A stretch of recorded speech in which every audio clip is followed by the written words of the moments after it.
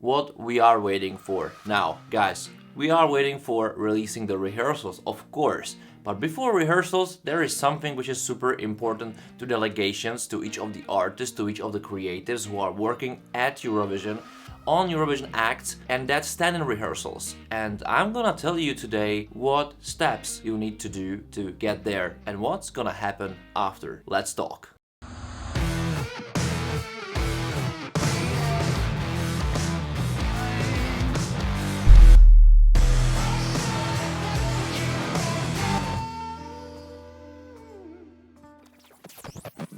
What's up everyone, it's Jambors, new video, and today I'm going to talk about stagings and exactly what is happening before they arrive to Turin or any other Eurovision, what delegations should do, what creatives should do, what's happening, what steps are going and what's happening right now. And before I'm going to start, I'll ask you to subscribe to the channel, don't forget to give thumbs up to the video, don't forget to discuss in the comments below, and don't forget to help Ukraine, because that's something what is my topic, what is needed, what is necessary, but of course it's up to you.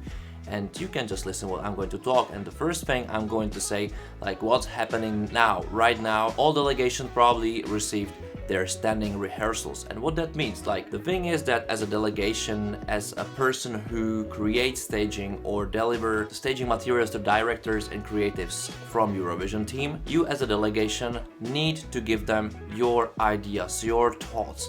And how deep you go, it's really up to you. There are some necessary things you have to send, like mood video, like edit script or the graphical mood, but that's basically it. But if you want to do it really properly, you of course bring more and more materials, like we did in 2019 when we sent a script of each camera edit, like from second to second, that I think it was nanoseconds basically, the graphical layout, the mood board, and we sent as well the video which was edited as well, the same thing and the way as you've seen then in live performance in Tel Aviv. Almost the same, because always you do some tweaks on place because you see like some light work doesn't work as you think, or some camera angle is not that good as another camera angle, but basically more you do, more accurate you're gonna be at standing rehearsals. And stand-in means that the Eurovision team hires some people, dancers, singers, actors, who just play the role of your act, who just play the role of your singer or of your artists,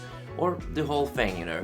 And more accurate you bring them the materials, more accurate probably will be the rehearsal, which you're gonna see because they record it, then they send it to you and let you to make notes, like what can improve, what must improve, what should improve, what should you do differently, or you know, you're directing your own act all the time. The thing is that at this point each of delegations are super nervous, and when they see that something is not accurate, like no crazy, like how can I show this to artists, which I show them that this team at Eurovision is perfect, and then I need to show them this, and it's very different from what we promised them to be. And it's always psychological war, it's a psychological thing. Like there's nothing wrong about Eurovision teams, of course, but they are working on 40 acts, and I can tell you from my own experience that I was only satisfied in 2019, but when we definitely delivered like every possible document which describes the act. This is one of the hardest parts for the delegations itself, because you must understand that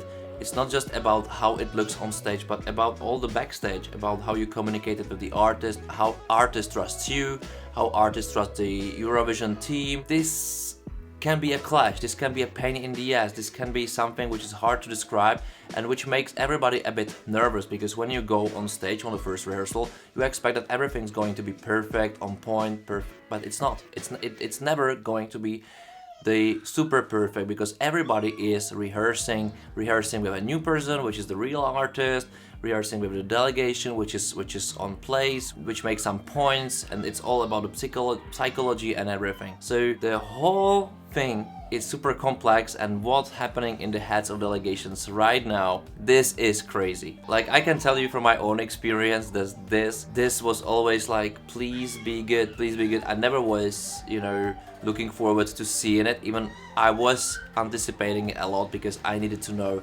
what's the direction of the team and how much we need to tweak it. But on the other hand, now the history is written, but you can tell, like if somebody will send you the standard rehearsal right now and then compare it to the real thing which is happening in Turin in 2 or 3 weeks, you're gonna see a different show, and that's awesome. And this is as well how hard Eurovision is to prepare, because in normal show you don't focus on so many things: sound, graphics, each edits are made in QPilot, which can make wonders. It's not person editing it, cutting, you know, making those cuts. It's super complicated, then sound, then all the, you know, how you walk on stage and when, all the props changing. This is super complicated manufactory. How's it called? Manufactory. Yeah, it's just a huge factory. It's like factory for dreams, which is almost perfect, but in a way it as well makes us nuts sometimes. So this is just a little bit of backstage talk, and I really hope you enjoyed. If you have any questions, if there is anything I forgot to tell you and you're interested in, just write me in the comments below and ask. I have no problem to write you back and reply, so just do it. Don't forget to subscribe to the channel, and of course don't forget to support Ukraine and watch my other videos, which are super interesting. I need to say it. Come on. See you next time. Thank you for watching.